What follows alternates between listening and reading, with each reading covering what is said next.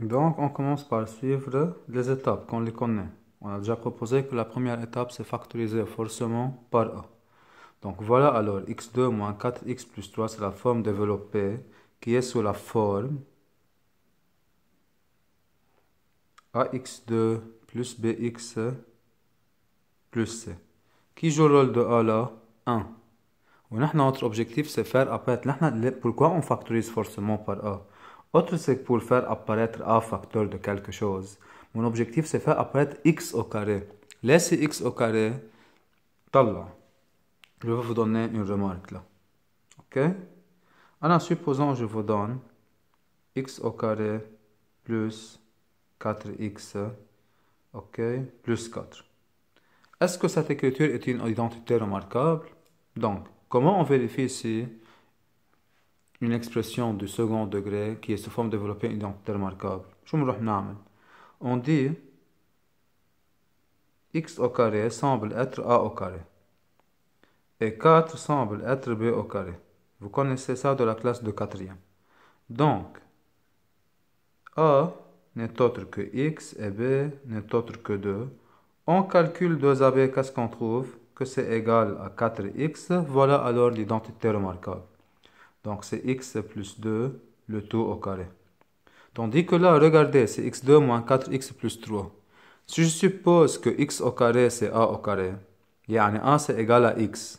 Ok? Et dans la factorisation, ما خص هاد a, c'est le coefficient de x au carré. Et là, b au carré égale à 3. Donc b c'est racine de 3. Alors, moins 4x c'est pas 2ab. Donc, c'est sûr x au carré moins 4x plus 3 n'est pas une identité remarquable. Ok? Alors, regardez ce que je veux vous donner. Est-ce que x2 plus 4x est une identité remarquable? Non. C'est une somme de deux termes. Or, une identité remarquable, ça doit être une somme de trois termes. Donc, logiquement, c'est un carré parfait, donc a au carré. Ce n'est pas possible que 4x soit égal à b au carré. C'est pour cela qu'on suppose que 4x c'est égal à quoi? 2ab. Donc, qu'est-ce qui nous manque là pour avoir une identité remarquable? Il nous manque b au carré. Comment je dois calculer b au carré? On a proposé. Il n'a à chaque fois a au carré c'est x au carré. Donc a ça doit être égal à x. Donc, on a 2ab, notre objectif c'est calculer b. Logiquement, b, comment je peux l'écrire? C'est 2ab divisé par 2a. Donc 2ab là c'est égal à 4x. 2a c'est-à-dire 2x. Ça nous donne combien? 2. Est-ce que c'est nécessaire de faire à chaque fois cette tournure pour trouver b? Non. Et lorsque le coefficient de x au carré c'est égal à 1, b n'est autre que la moitié du coefficient de x. C'est 2ab. La moitié. ما شفتوها ل 2a. Ok? 2a. Ou bien 2b je suppose. Alors je veux chercher b. Donc c'est la moitié de 4. Donc pour que cette somme soit une identité remarquable, qu'est-ce qui nous manque là? Plus 2 au carré. Ok? Cette somme est une identité remarquable. Là, ce n'est pas une identité remarquable. On passe à faire apparaître alors l'identité remarquable suivant les étapes. Première étape, factoriser par a. Là, pour rendre le coefficient de x au carré 1. Or, on a déjà 1 x au carré. Donc, la première étape, c'est inutile. Donc, on passe à la deuxième étape. Ok? Donc, première étape, je veux mettre x, car déjà le coefficient là, c'est 1. Ok? Deuxième étape, c'est faire apparaître l'identité remarquable en ajoutant b au carré et en retranchant b au carré. D'une façon indirecte, on a ajouté 0, on n'a rien fait, juste on est en train de changer la forme de l'expression. Avec b n'est autre que le coefficient de x divisé par 2. Or, le coefficient de x là, c'est combien? 4. 4 divisé par 2 nous donne 2. On trouve alors x au carré moins 4x plus b au carré moins b au carré plus 3. Avec b n'est autre que 2. Plus 2 au carré c'est 4, moins b au carré c'est 4 plus 3. Je répète, on n'a rien fait. Tout ce qu'on a fait, on a changé la forme. 4 moins 4 c'est 0. J'ai ajouté 0, j'ai changé juste la forme. Parce que c'est quoi l'avantage d'avoir cette forme? On a fait apparaître une somme de deux nombres, vous avez vu, ou bien de deux termes. Mais le premier terme n'est autre qu'une identité remarquable. Quelle est cette identité remarquable? C'est x moins 2 le tout au carré. Et on fait le calcul de moins 4 plus 1, c'est moins 1. Voilà la forme a facteur de x moins alpha, le tout au carré, plus bêta. Ok? Et c'est l'objectif, c'est trouver la forme canonique. Dans la suite de l'exercice, on a combien de formes pour f? Donc, on a deux formes. La première forme, c'est la forme développée. Voilà cette nouvelle forme, c'est la forme canonique. Ok? Dans la suite de l'exercice, comme l'objectif c'est encadrer f de x et on a besoin d'étudier le sens de variation, voilà la forme la plus convenante pour étudier le sens de variation acquis pour un élève en seconde. Pour un élève en première, il peut prévoir même, il peut étudier, il peut prévoir le sens de variation de cette fonction rapidement. Même vous, à la fin de cette année, on doit apprendre comment prévoir le sens de variation d'une fonction de second degré rapidement. On étudie le sens de variation. Ok? Donc voilà alors la forme canonique de la fonction f de x. Maintenant, on passe à déterminer la forme canonique de la fonction g de x.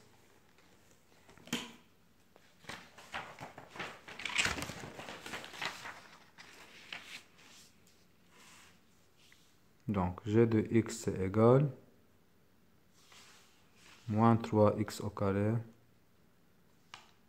moins 5x moins 4. Donc, voilà une fonction de second degré aussi. OK? Donc, cette forme n'est pas convenable pour aider le sens de variation. C'est pour cela qu'on a besoin de la forme canonique. Ils ont posé la première question. Déterminer la forme canonique de chacune des fonctions f et g. Quelles sont les étapes à suivre? Là, on n'a pas 1x au carré. Donc, l'objectif, c'est faire apparaître 1x au carré. Et la première étape, c'est factoriser forcément par a qui est égal à moins 3. Donc, on commence par factoriser forcément par moins 3. Je vous rappelle, pour factoriser, vous posez la question moins 3 fois combien me donne moins 3x carré? C'est x au carré. Moins 3 fois combien me donne moins 5x? C'est moins 5x divisé par moins 3. Maintenant, on écrit tout simplement, c'est plus 5 sur 3x. Et moins 3 fois combien c'est égal à moins 4? C'est moins 4 divisé par moins 3, qui n'est autre que 4 sur 3. Donc voilà la première étape. La deuxième étape, c'est faire apparaître l'identité remarquable. On a besoin d'avoir A2, 2AB. Qu'est-ce qui nous manque alors? B au carré. Donc c'est pour cela on passe à ajouter un 0, mais en écrivant le 0, b au carré moins b au carré. Avec, on peut retenir ce résultat, j'ai déjà expliqué pourquoi c'est le coefficient de x divisé par 2. Vous ne pouvez pas commencer de là et vous dites b c'est le coefficient de x sur 2. Pour que b soit le coefficient de x sur 2, il faut avoir un x au carré. Ok, on a déjà fait la démonstration avant. Donc, avec b, c'est le coefficient de x. C'est combien le coefficient de x là? C'est 5 sur 3. Le tout divisé par 2, ça nous donne 5 sur 6. إذا بدكم entre parenthèses, b au carré c'est égal à 25 sur 36. On trouve, c'est moins 3, le tout facteur de x au carré, plus 5 sur 3x, plus 25 sur 36, moins 25 sur 36, plus 4 sur 3. Donc je répète, pour l'instant on n'a rien fait. Tout ce qu'on a fait, on a changé la forme, مش le nombre. C'est toujours g de x, طلع égal, égal, égal. Mais أصلا طلع, c'est 0. Et si vous développez, vous retrouvez l'expression initiale. Parce que c'est quoi l'avantage d'avoir cette forme? C'est une somme ronde de 5 termes. Bah, si je fais un petit regroupement, j'apparaît quoi alors? Un carré parfait. Donc voilà donc A 2 plus 2AB plus B2 avec A c'est X et B c'est égal à 5 sur 6. Donc c'est A plus B, le tout au carré. Voilà, on fait le calcul. C'est une somme de deux fractions. On le rend au même dénominateur fois 12 fois 12. 48 moins 25, c'est 23. Donc c'est plus 23 sur 12. Mais n'oubliez pas quel est notre objectif. C'est faire apparaître la forme canonique qui est a facteur de x moins alpha le tout au carré plus bêta. Ce n'est pas cette forme, c'est très proche. طلع. هون c'est moins 3 le tout facteur. Or là, j'ai besoin de multiplier A par le carré parfait, puis ajouter. Ok, bêta. Donc ça nous donne, on passe à faire un petit développement, c'est moins 3 facteur de x plus 5 sur 6 le tout au carré, et moins 3 fois 23 sur 12. Oui, j'ai distribué le moins 3, j'ai distribué la multiplication par rapport à la somme. Ok? Voilà, juste on réduit. C'est moins 3 facteur de x plus 5 sur 6 le tout au carré. Là, on simplifie, c'est 23 sur 4. Ok? Donc, voilà alors la forme canonique. Là, on est 36.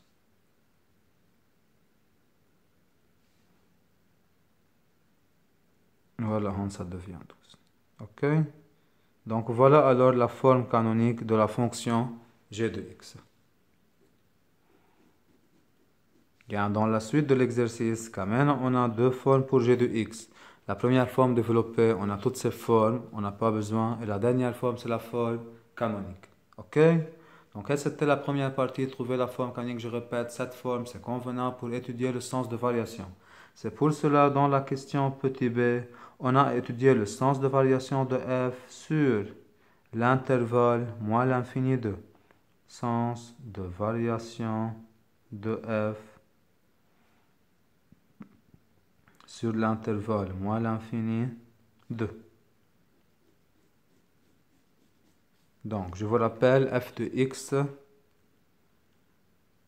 c'est égal à, la première forme, c'est la forme développée x2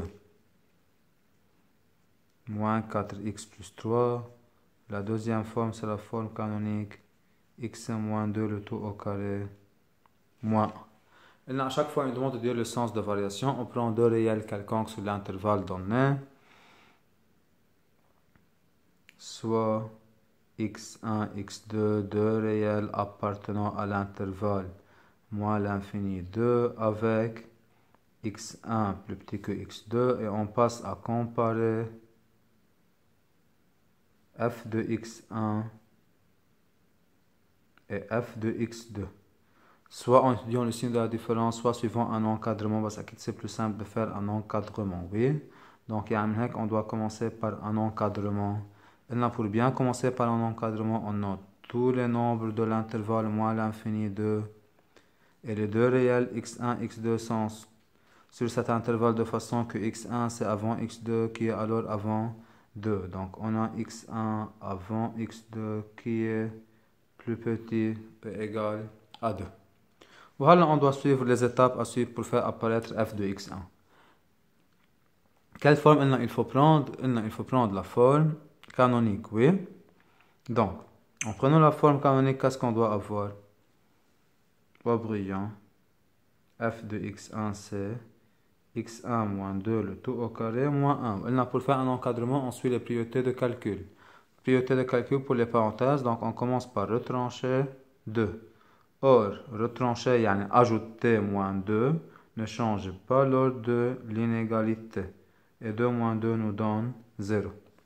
Deuxième étape, après parenthèse, on passe à élever au carré. Or, comment sont les nombres?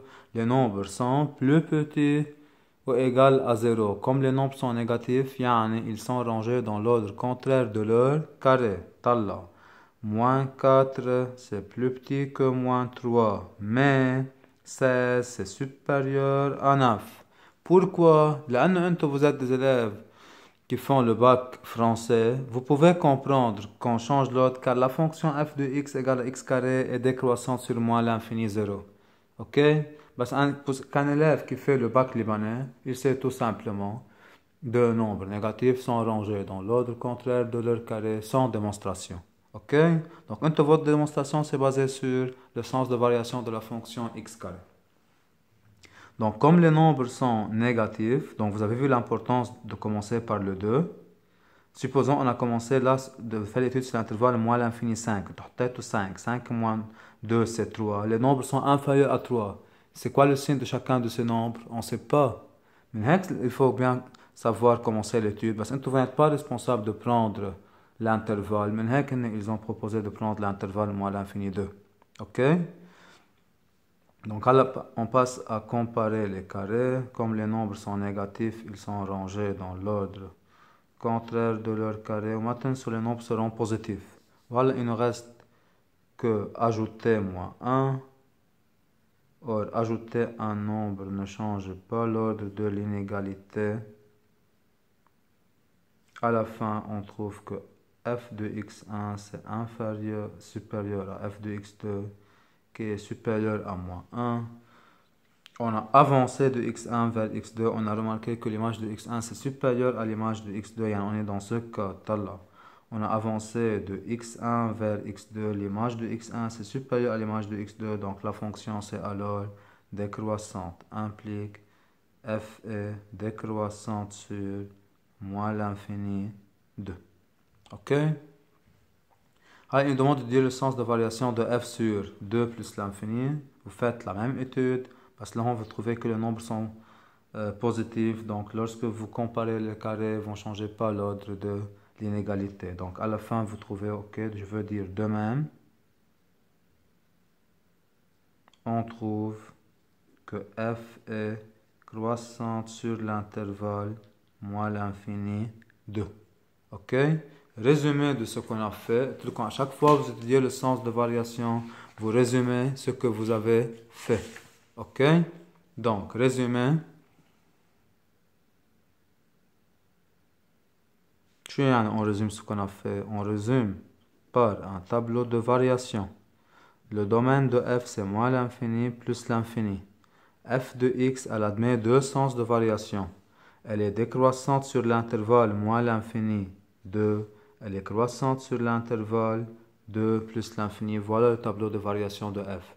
Alors, pour qu'il soit complet, si on veut, on calcule f de 2 avec f de 2, c'est égal. Vous remplacez x par 2. C'est plus simple de remplacer dans la forme canonique.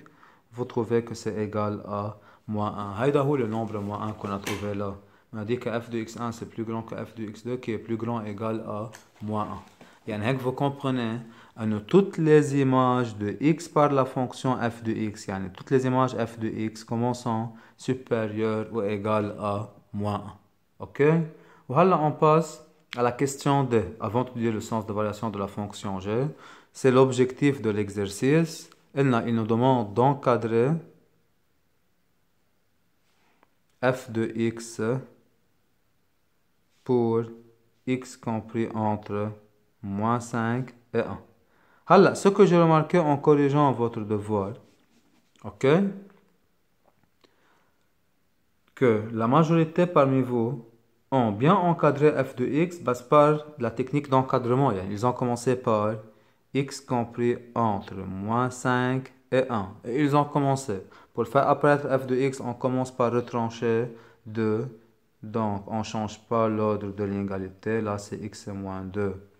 Et là, on retranche 2, c'est moins 1. Voilà, vous avez proposé que les nombres sont négatifs. Ils sont rangés dans l'ordre contraire de leur carré. Et vous avez travaillé. Ok? C'est bien, c'est une bonne méthode à faire. N'oubliez pas que les questions sont dépendantes. À qui on doit profiter de la question précédente. Qu'est-ce qu'on a fait dans la question précédente? On a étudié le sens de variation de f sur r. Je peux encadrer f de x sur l'intervalle moins 5, 1 par quelle technique? Minimum, maximum.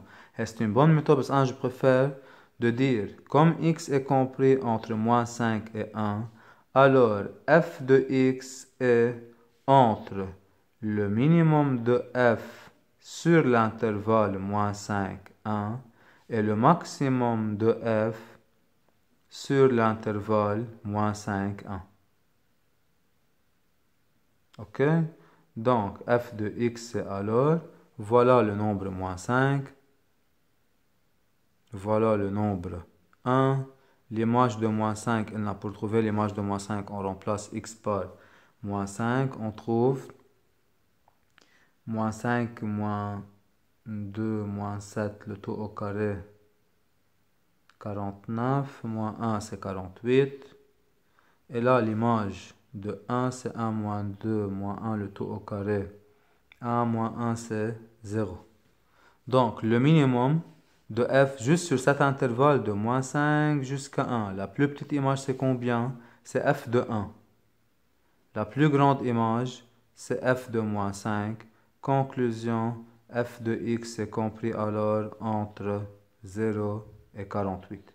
Donc, Anna, je préfère cette méthode juste pour profiter de ce qu'on a fait. Ils n'ont pas proposé encadrer alors, mais alors, voilà, en déduire. Ben, c'est mieux. Comme les questions sont dépendantes, on profite de ce qu'on a fait. Alors, c'est pareil. Pour encadrer g de x, qu'est-ce qu'il nous manque? Le sens de variation de la fonction g de x. Je passe à la question C alors. Donc, il nous demande d'étudier le sens de variation de g.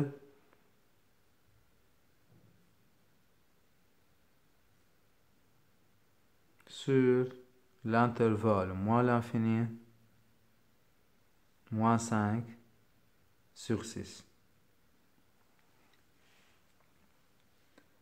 Donc, comme d'habitude, on commence par la phrase soit x1, x2, deux réels quelconques. Pour dire qu'on est en train d'avancer de x1 jusqu'à x2 sur l'intervalle moins l'infini, moins 5 sur 6. Et on passe à comparer f de x1 et f de x2. Ok? À partir d'un encadrement, on veut prendre x1 plus petit que x2 pour bien faire l'encadrement. Vous notez tous les nombres là de moins l'infini jusqu'à moins 5 sur 6. Là c'est x1, là c'est x2. Donc les deux nombres sont inférieurs à moins 5 sur 6. Voilà, on calcule alors g de x1 au brillant. On a deux expressions pour g de x, laquelle c'est convenable pour étudier le sens de variation, c'est la forme canonique. Je remplace x par x1 dans la forme canonique. x1 plus 5 sur 6, le tout au carré, moins 23 sur 12. C'est pour cela qu'on commence alors par les priorités de calcul. Pour les parenthèses, on commence par ajouter 5 sur 6. Or, ajouter un nombre ne change pas l'ordre de l'inégalité. x2 plus 5 sur 6. On trouve moins 5 sur 6 plus 5 sur 6, c'est 0. Les nombres sont alors négatifs, sont rangés dans l'ordre contraire de leur carré. En comparant les carrés de ce nombre, on change l'ordre et le nombre, les réponses seront positives. Nerja, priorité de calcul, multiplication. En multipliant par moins 3, il faut changer l'ordre car la fonction moins 3x est décroissante sur R. Donc c'est inférieur à moins 3 facteur de x2 plus 5 sur 6 le tout au carré qui est inférieur ou égal à 0. On ajoute moins 23 sur 12 sans changer l'ordre de l'inégalité. Dans tous les cas, f de x1 c'est inférieur à f de x2 qui est inférieur à moins 23 sur 12. On a avancé de x1 jusqu'à x2. On a remarqué que l'image de x1 c'est inférieur à l'image de x2. L'élève fait un progrès au cours de cette période. La fonction f c'est alors croissante sur l'intervalle moins l'infini, moins 5 sur 6. De même, vous trouvez un taux que f est décroissante sur l'intervalle moins 5 sur 6 plus l'infini. N'oubliez pas de résumer votre travail par un tableau de variation. Donc voilà la fonction g qui est définie sur R. Elle admet deux sens de variation.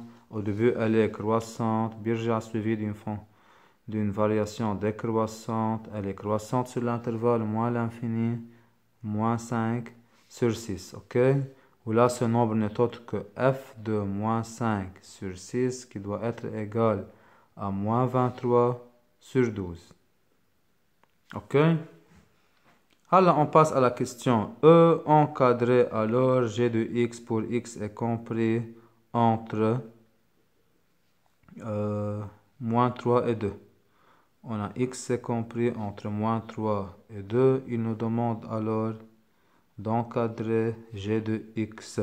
Quelles sont toutes les images possibles de x par la fonction g en remplaçant x par un nombre entre moins 3 et 2. C'est un logiciel qui affiche toutes les images possibles. Tout le x me donne g de x. Vous trouvez toutes les images de moins 3 jusqu'à 2. et vous cherchez alors toutes les images possibles. C'est une méthode à qui on n'a pas le temps pour la faire, ou bien vous utilisez un logiciel. La deuxième méthode, c'est suivant un encadrement, comme on a vu, ajouter, retrancher, ainsi de suite. Ou la deuxième méthode, en profitant de la question précédente, qui est le sens de variation de la fonction g. Sur l'intervalle moins 3 jusqu'à 2. Talla, la fonction n'est pas monotone. Yani, l'élève n'était pas stable durant cette période. Maintenant, l'élève fait un progrès pour dire que la plus petite note est la première et la plus grande note c'est la dernière. Quand l'élève fait une chute durant cette période, la plus grande note c'est la première et la plus petite c'est la dernière. L'élève n'est pas stable sur cette période. Donc comment je vais encadrer g de x entre le minimum et le maximum? C'est pour cela, qu'est-ce que vous dites alors? G de x c'est alors entre le minimum de g sur l'intervalle donné et le maximum de g sur l'intervalle donné. On travaille sur l'intervalle moins 3, 2. Donc, talla, le maximum, c'est moins 23 sur 12. Donc, le maximum, c'est déjà calculé. Le minimum, c'est quoi la plus petite image parmi ces images? Donc, la plus petite image, c'est ou bien f g de moins 3 ou bien g de 2. Donc, je calcule. G de moins 3, c'est égal. On remplace x par moins 3. Là, c'est plus simple d'utiliser la forme développée. Donc, moins 3 fois 9, c'est moins 27. Moins 5 fois moins 3, c'est plus 15. Et moins 4. Ça nous donne alors moins 31 plus 15, ça nous donne moins 16. G de 2, c'est moins 12, moins 10, moins 4. Ça nous donne moins 26. Donc, moins 16, moins 26. Talla. Les images augmentent de moins 16 jusqu'à moins 23 sur 12. Puis, les images de quoi? De moins 23 sur 12 jusqu'à moins 26. Donc, quelles sont toutes les valeurs possibles? Quels sont tous les nombres possibles là? Ce sont les valeurs entre la plus petite et la plus grande valeur. La plus grande valeur, c'est moins 23 sur 12. La plus petite, c'est moins 26. Le minimum de g n'est autre que g de 2. Le maximum de g n'est autre que moins 23 sur 12. Alors, toutes les valeurs possibles de g sont entre moins 26 et moins 23 sur 12. C'est la méthode la plus simple et la plus rapide, là, c'est basé sur ce qu'on a fait avant. Sinon, vous faites l'autre méthode. Je vais introduire l'autre méthode. OK? Maintenant, on a déjà appris comment comparer les carrés de deux nombres, soit positifs, soit négatifs. On a dit si x est compris entre, par exemple, 2 et 5, alors x au carré c'est compris entre 4 et 25. Supposons maintenant x est compris entre moins 5 et moins 1. X au carré sera entre 1 et 25. Là, les nombres sont négatifs, sont rangés dans l'ordre contraire. Oui? Donc, ou bien vous écrivez directement x est compris entre 1 et 25, ou bien vous changez l'ordre de cette façon et on va dire 25 supérieur à x au carré qui est supérieur à 1. Donc, ou bien vous changez l'ordre de cette façon, ou bien vous dites tout simplement x au carré sera entre le minimum et le maximum de la fonction sur l'intervalle moins 5, 1. Le minimum c'est 1, le maximum c'est 25. Supposons je vous donne x est compris entre moins 3 et 2. Je vous demande de chercher toutes les valeurs possibles de x au carré. Est-ce que vous pouvez alors dire que x au carré c'est compris entre 9 et 4? C'est logique cette écriture? On écrit x au carré c'est compris entre 4 et 9. Vous me dites, si x est un nombre entre moins 3 et 2, et je calcule son carré, je dois avoir une réponse entre 4 et 9. Prenons par exemple moins 2. Moins 2, le tout au carré, c'est 4. X est strictement entre 4 et 9, il ne peut pas être égal à 4. Prenez par exemple x égale à 1, ce n'est pas entre moins 3 et 2. 1 au carré, c'est 1. Est-ce que c'est entre 4 et 9? Est-ce que j'ai pris en considération toutes les valeurs possibles? Là. Donc, c'est pour cela, comment je dois encadrer x au carré? Si x est composé de nombres négatifs et positifs. Ou bien la première méthode qui est basée sur le sens de variation de x au carré, qui est décroissante, croissante. On travaille sur l'intervalle moins 3, 2. Donc, la plus petite image, c'est 0. L'image de 3, c'est 9. L'image de moins 3, c'est 9. L'image de 2, c'est 4. Alors, x au carré, c'est compris entre la plus petite image 0 et la plus grande, c'est 9. Parce qu'on ne peut pas avoir 9 là. Ok, le 0, on peut l'avoir. Moins 3. Moins 3 fermé. Pour ne pas compliquer. Alors, x au carré, c'est entre 0 et 9. Donc, c'est la première méthode qui est basée sur le minimum, maximum de la fonction sur l'intervalle.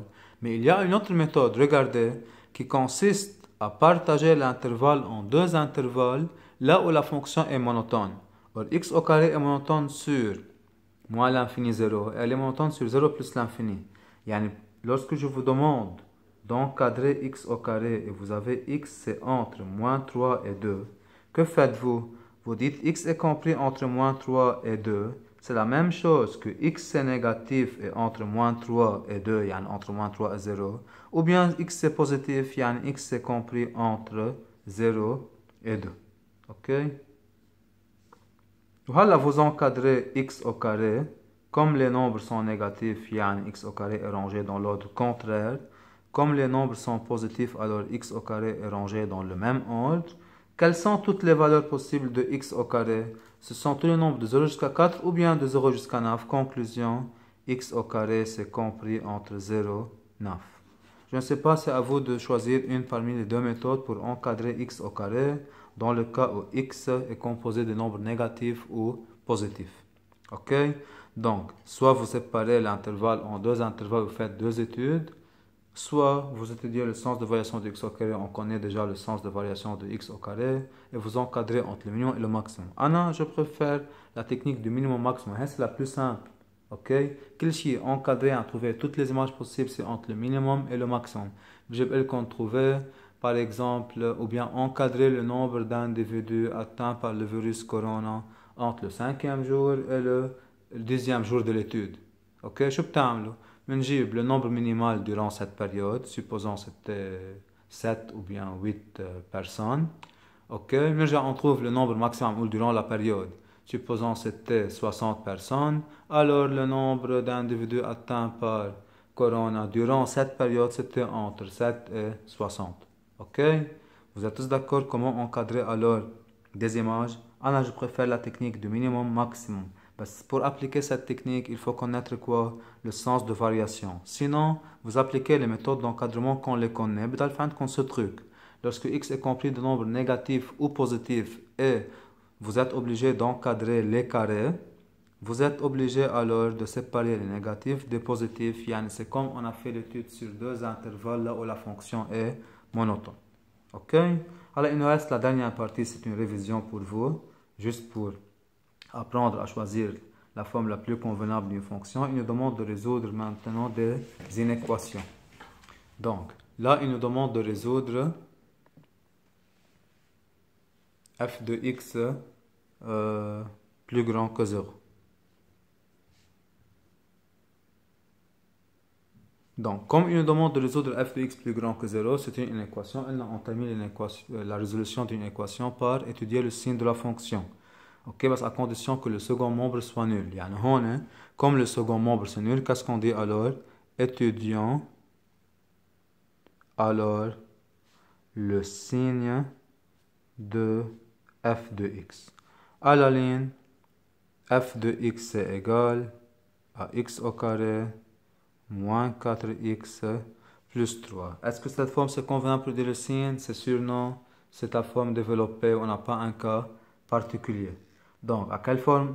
On passe à la forme factorisée. Qui sait factoriser?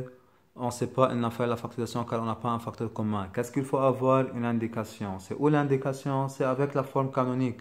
Or, on connaît déjà que f de x s'écrit sous la forme de x moins 2 le tout au carré moins 1.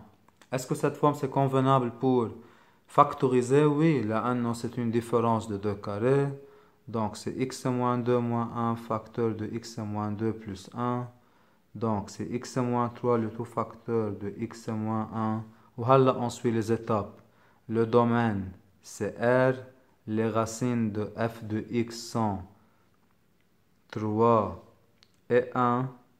Alors, on note le domaine, on note les racines qui sont 1 et 3. On étudie le signe du premier facteur x moins 3, du deuxième facteur qui est x moins 1. Et voilà l'étude du signe de la fonction f de x. 3 annule x moins 3, 1 annule x moins 1. C'est du premier degré comme A. Je vous rappelle, A c'est le coefficient de x, oui. Là c'est du premier degré, A c'est égal à 1 aussi. Règle des signes positifs, un nombre fois 0 c'est 0. Règle des signes, 0 fois un nombre c'est 0. Et là c'est plus. On a besoin que la réponse soit positive. Voilà les images positives. Donc, pour que la réponse soit positive, on doit remplacer x par un nombre entre moins l'infini et 1, ou bien par un nombre entre 3 et plus l'infini. Là, je dois vérifier mon travail en utilisant le tableau de variation de la fonction f. Voilà le tableau de variation de la fonction f. On a dit que l'image de 1 c'est 0. On a quand même à trouver l'image de 3 c'est égal à 0. Alors, la question c'était quand est-ce que la réponse c'est positive, la réponse de l'image.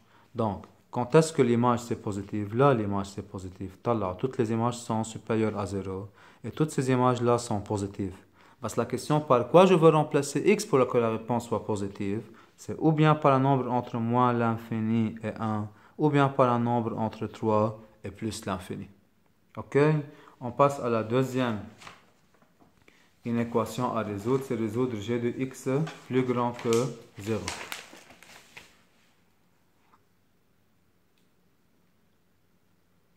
Donc, la première méthode, c'est étudier le signe de la fonction g. Ok? Pour étudier le signe de la fonction g,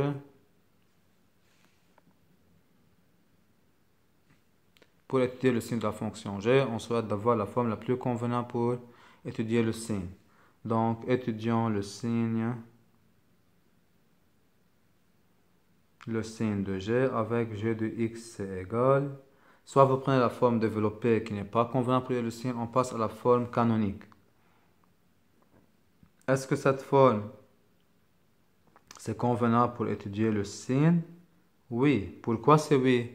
D'habitude, la forme canonique n'est pas convenable. Ok? Parce que j'ai déjà proposé en classe une forme convenable pour étudier le signe d'une fonction. C'est soit la forme factorisée d'une fonction de second degré, soit une somme de deux nombres positifs, soit une somme de deux nombres négatifs. C'est quoi g de x? C'est une somme de deux nombres négatifs. Je vais l'écrire d'une autre façon. C'est moins 3 facteurs de x plus 5 sur 6 le tout au carré plus moins 23 sur 12. Donc, c'est une somme de deux nombres négatifs. La réponse de g, c'est alors négatif. C'est possible que la réponse de g soit positive. Non, ne perdez pas votre temps. Donc, la solution, c'est vide. Ou bien, tout simplement, vous pouvez utiliser l'étude qu'on a fait avant. Voilà toutes les images possibles par la fonction g. La plus grande, c'est moins 23 sur 12. C'est possible d'avoir une image positive? Jamais. Donc, S c'est égal à vide. OK? Voilà pour la dernière, résoudre f de x plus grand que 3. Quand maintenant, là, vous ne pouvez pas commencer par dire le signe. Il faut faire apparaître un second membre nul. On passe à faire un second membre nul. On exprime le nouveau premier membre sous une forme convenable pour étudier le signe. Donc, comme résumé de ce qu'on a fait, la forme canonique c'est la plus convenable pour étudier le sens de variation d'une fonction de second degré. Les étapes à suivre, c'est la première étape, factoriser forcément par a. Deuxième étape, faire apparaître l'identité remarquable en ajoutant et en retranchant b au carré. En fait, en ajoutant 0. Avec b, c'est la moitié du coefficient de x. Ok? Pour encadrer les images d'une fonction, c'est l'objectif du chapitre. Encadrer les images d'une fonction. Jusqu'à l'instant, on dit d'une fonction à une seule variable. Ok? La prochaine séance, ça doit être encadrer les images d'une fonction à deux variables. Ok? Supposons, un élève, il a eu en maths entre 13 et 16, et en physique, il a eu entre 10 et 15. Quelle est sa moyenne? On ne peut pas trouver la moyenne exacte, on encadre la moyenne possible de l'élève. Dans la suite, je veux vous donner les valeurs possibles de deux variables, c'est à vous de trouver par exemple la valeur possible de la réponse, ok? Dans la suite, l'objectif c'est encadrer les images d'une fonction à deux variables. On est en train d'encadrer les images d'une fonction à une seule variable, soit en étudiant le sens de variation et en encadrant par la technique minimum maximum, ok? Sauf si on a deux cas particuliers, la fonction est croissante ou bien décroissante sur l'intervalle, ou bien suivant les technique de l'encadrement. Ok? Donc voilà ce qu'on a fait aujourd'hui. Yalla, merci.